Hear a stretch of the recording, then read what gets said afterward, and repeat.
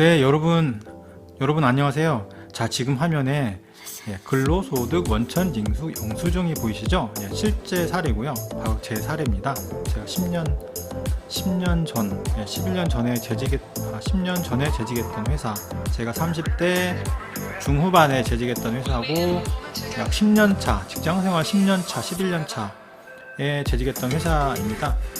국내 기업으로 보면 뭐 과장급, 국내 대기업 기준으로 보면 아마 과장급 정도, 사장급 전에 그 정도라고 보시면 되고, 일반적으로 국내 대기업의 연봉 수준을 보면 탑 티어라고 할 수 있는 삼성전자나 뭐 SK텔레콤, 뭐 현대차, 뭐 기타 회사들 수준과 또 그 밑에 회사들 연봉 수준으로만 보면 그 과장급과 10년차 기준으로 보면 그 밑에 있는 회사들이 꽤 있을 텐데, 보시면 제가 대략 알고 있는 정보로 생각을 하면 한 1억 정도?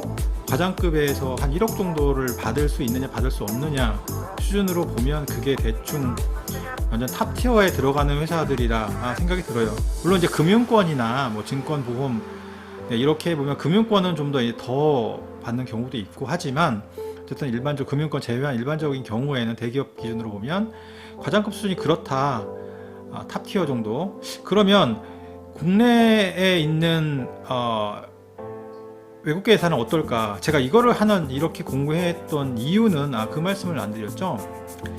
왜 외국계 회사라고 얘기를 하고 강소 외국계 기업 경쟁력이 있다? 외국계 기업이 뭐 워라밸도 좋고 뭐 연봉이 괜찮은 회사도 있다라고 하지만, 실제로 여러분들이 알고 있는 회사들은 많지가 않아요. 국내에 들어와 있는 뭐 10,000개 이상 되는 수없이 많은 외국계 회사들을 보면 그 중에 일부만 여러분이 B2C 기업으로서 알고 있는 기업들이고, 대부분의 회사들은 B2B 회사들이 많고 고객들을 직접 접촉하지 않는 경우가 많기 때문에 실제로 잘 모릅니다. 모르는 회사들을 좋은 회사다, 강소기업이라고 하면 사실 여러분들이 고개를 갸우뚱할 수밖에 없고, 걔네들은 도대체 연봉을 얼마나 주는데 라고 얘기하고 실제로 피부에 와닿지 않기 때문에 제가 고민을 하다가 옛날에 제 정보를 찾고 중요 정보를 다 지우고, 10년 전이니까 뭐 공개해도 되겠죠. 대략 그 정도, 제가 지금 재직하고 있는 회사도 아니기 때문에 그거를 공개를 함으로써 좀 더 이런 회사들이 꽤 있구나 라는 정도를 이해하셨으면 좋겠어요. 꽤 많다라는 거죠. 꽤 있는 정도가 아니라 꽤 많다. 자, 공개를 하면 이미 공개가 됐네요. 이제 이 정도 수준입니다. 자, 10년차, 11년차가 외국계 기업.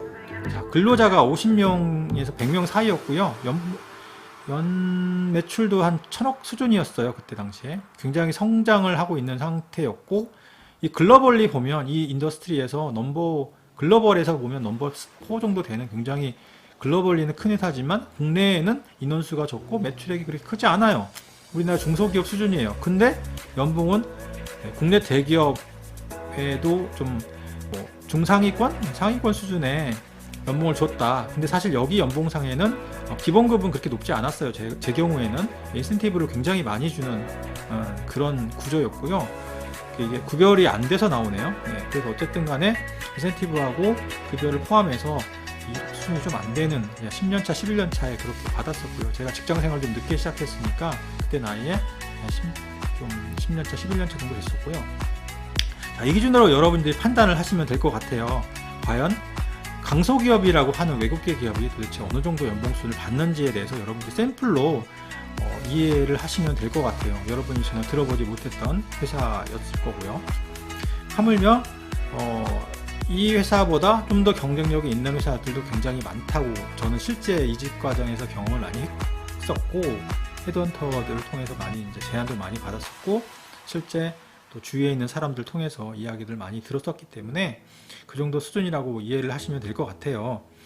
그러면 근데 여러분들 여기서 중요한 게 뭐냐면, 숫자 그 자체를 보시면 안 돼요. 저는 외국계 기업을 많이 다녔었기 때문에 외국계 기업의 그 근로 패턴, 기업 문화, 도대체 얘네들이 워라밸이 어느 정도 되는 거야, 근무 시간은 도대체 어떻게 되는 거야, 야근은 어떻게 시켜, 영업직하고 일반직하고 야근하는 구조는 어때, 뭐 맨날 주말에도 끌려다니는 거 아니야, 이렇게 이제 좀 생각을 할 수 있는데, 확실히 물론 이제 관리직을 제외한 영업직들은 고객들을 상대하기 때문에 뭐 주말에 대응을 하는 경우가 있지만, 그리고 최근에 국내 기업들도 워라밸을 강조하는 추세고 52시간이 강제로 시행되기 때문에 상황은 나아졌지만 결론은 당시의 기준으로 보면 저 숫자와 일반 대기업에서 받는 비슷한 숫자는 분명히 차이가 있을 것이다. 왜?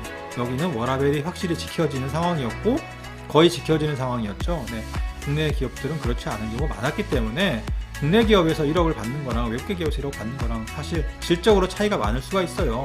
뭐 야근 2-3시간, 서너 시간씩 하면서 비슷한 금액이나 좀 더 받는다고 해서 그게 정말 훌륭한 그 연봉 수준일까, 많은 연봉 수준일까, 좋은 기업의 문화일까 라는 걸 생각해 보시면 간단하게 답이 나오는 거예요. 근데 숫자 자체만 여러분들이 생각을 하시면 그 차이를 느끼지 못하실 거고 그렇게 야근하고 뭐 이렇게 일하고 좀 스트레스 받는 기업 구조 문화인 경우에도 그게 일반적이기 때문에 당연하게 받아들이면 그건 어쩔 수가 없어요. 그 차이를 저처럼 확실하게 느꼈던, 저는 대기업도 잠깐 있어봤지만 대기업과 외국계 기업의 그런 문화적인 근로시간이나 이 받는 스트레스 강도의 차이가 저의 경우는 있었어요. 물론 외국계 기업이라고 그런 부분이 전부 나은 부분은 아니겠지만, 그것도 케이스 바이 케이스겠지만 일반적으로는 그렇다라는 부분을 피부로 느낄 수 있어야 된다라는 부분을 좀 이렇게 강조를 해서 제가 말씀을 드리는 거예요.